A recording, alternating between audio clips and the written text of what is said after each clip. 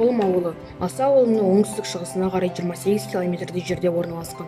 Қырғыз Алатауының төменгі сілеміндегі Ақтаудың етегінен шыққан бұлақтан көктемгі күзгі будан ауылды ақбу басып, бұлыңғыр тартып, соған байланысты ауыл Ақбұлым аталынған.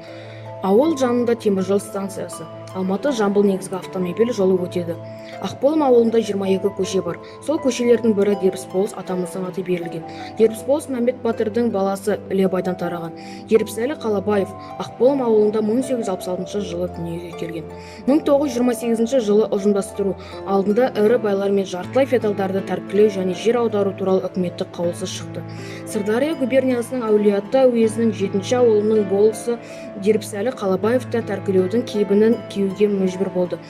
Дербіс ата 1928 жылы қараша айының 19 күні қамаққа алынды. Мал-мүлкі талан-таражға түсіп, жаңадан құрылып жатқан колхоздарға тартылып берілді. Басын сауалаған қазақ амалсыздан тоз-тозы шығып, бас ауған жаққа үдіре көшті. Сол шерлік көштен Дербіс атамыз туған жердің ыстық топырағын қимай қалып қойып, ақыры советтен қорлық көрді. Дербіс ата жастайынан халықтың көзіне зеріктігімен, алғырлығымен түсіп, сауаттылығын ел игілігіне жұмсапты. Дербіс ата ең алдымен қазақ жастары сауат ашсын деп, өз қаражатына ауылдың кішігірім медресе ашқан. Мектеп ашуға рұқсат бермей, Қазан қаласына молда шақыртып, балаларды оқытты. Сөйтіп 1918 жылы жаңа үлгідегі балалар оқытатын бастауыш мектептің негізін қалады. Сонымен қатар Дербісболыс ағартушылықпен бірге халықты отырықшылыққа үйретіп, үй салуды, егін егуді үйреткен. Шыққан мол астықтың бір бөлігіне базарға сатқызып, бала-шағаларына қажетті заттарды алғызған. Қалған бір бөлігіне Байзақ ауданында Талас өзеніне дейін беларық қаздырып, оның бойына диірмен орнатқан. Бұл туралы ауылымыздың құрметті ақсақалы ардагер теміржолшы Әбдуәлі Данай ата үнемі айтып отырады. 1927 жылдары Түрксіб теміржолының құрылысы басталады. Бұл жол Ақбұлым ауылындағы бабалар қорымының үстінен өтетін болған.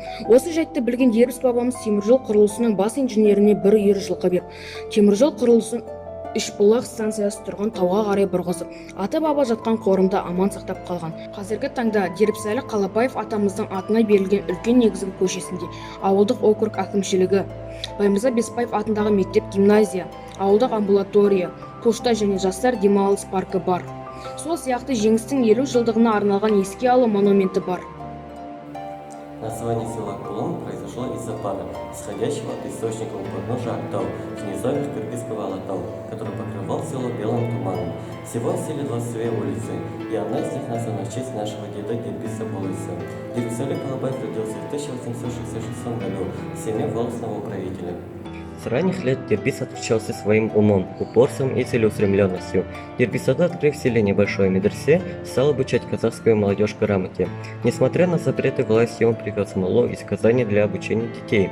Таким образом, в 1918 году он основал детскую начальную школу нового типа. Дербисболыс учил детей не только грамоте, но и строительству и сельскому хозяйству. На проданную часть урожая он покупал для детей вещи. По словам почетного аксакала нашего села, ветерана-железнодорожника Абдуали Данаева, под руководством Дербиса Болыса вдоль реки Талас был вырыт канал и построена мельница. А также благодаря своей проницательности Дербис Болыс в 1927 году при строительстве Турксибской железной дороги сохранил родовое кладбище. The name of the village Ақбұлым comes from the steam coming from a source at the foot of Актау and the lava ridges of Kyrgyz Alатау, which covers the village with white fog. There are 22 streets in the village, and one of them is named after our grandfather Dербис Болыс. Дербісәлі Қалабаев was born in 1866 in the family of a Volos governor.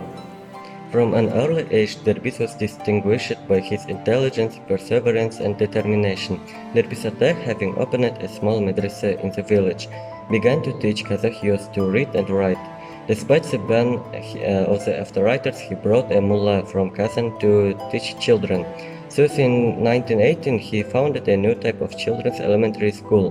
Dербис Болыс taught people not only literacy, but also construction and agriculture.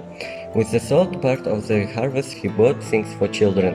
According to the honorary aksakal of our village, a veteran railway worker Abdul Danaev, under the leadership of Dербис Болыс, a canal was dug along the Talas River and a mill was built.